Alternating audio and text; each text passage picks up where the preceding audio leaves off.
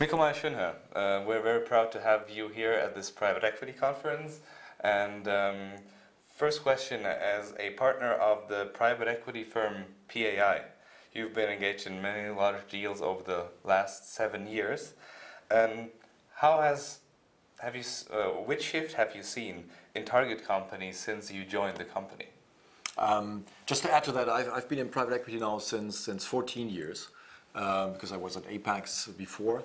But asking about shift, I'm not really sure. I saw a lot of things being very different because given our strategy, we are looking at kind of good companies in the target sectors we are trying to invest in. That has not really changed. We have kept our strategy constant over all that time. We've always looked to buy the number 1, 2, 3 in any given sector or subsector that we felt we can enhance and kind of make grow much faster. That has always been our strategy, and we never kind of diverted from that. And actually, where we did divert from that, we sometimes failed. Yeah. Okay. PAI takes, in general, a holistic investment approach, working hand in hand with the management team of the companies that you take a share in. With regard to the topic of this year's Camps for Finance private equity conference, which are the main levers that have proven to be most successful in creating value for those firms? Our strategy is to invest in companies that have the potential to grow EBITDA, to grow profits. And if we don't feel that potential is there, then we would not invest. And therefore, top-line growth is always the most imminent driver of value creation. Now, we need to be able to kind of grow a company in terms of sales. May it be through product extension, may it be through regional diversification, many levers that we apply to make a company grow. That is the most important thing. And we also kind of use M&A as a means to grow companies quite significantly.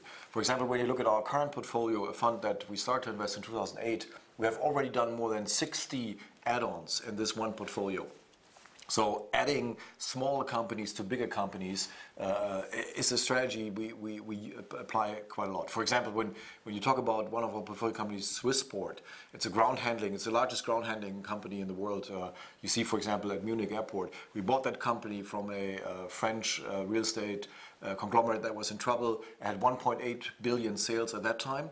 And we did 2 major add-on acquisitions, and now that company has 3 billion sales, so ready for an IPO or a trade sale. That is a strategy we like. Buy and build is also very, very important in our growth strategy. We very rarely come simply through cost. It is always something with improving top line, investing, R&D, new products, new countries, and M&A. That is the core of our strategy.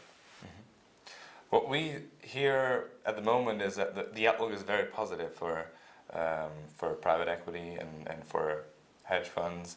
But as most of the investors are actually coming from the US, and in Europe we are having some geopolitical issues, do those investors see those topics as a problem, or how do you convince them to invest in European economies that maybe they don't have as much insights as you do?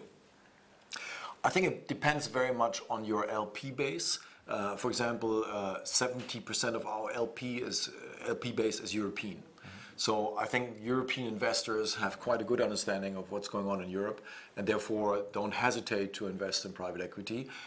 When you think about our US investors, obviously like a year and a half ago, they were very cautious about investing in Europe because they didn't know whether Europe would still be there in a year's time.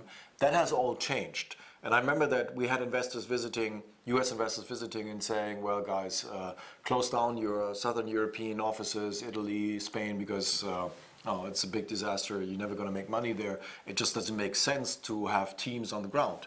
And many of our competitors actually did that. They did close down their offices because they felt in these regions, just burned country. Today, we have US investors coming in and saying, great guys that you have that presence since 15 years, that you know how to do deals.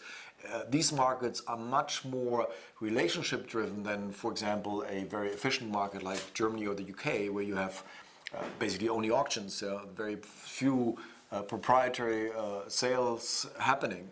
In these markets, you do kind of create deals via your network, your relationships. And we have been in these markets for quite a long time with small teams, but that's our concept. And we feel that it's important to kind of show consistency. And therefore, US investors suddenly value the presence in this market for such a long time as a core asset and is one of the key things to invest in our fund. Thank you very much. It's been a pleasure having you here, and hope you come back soon.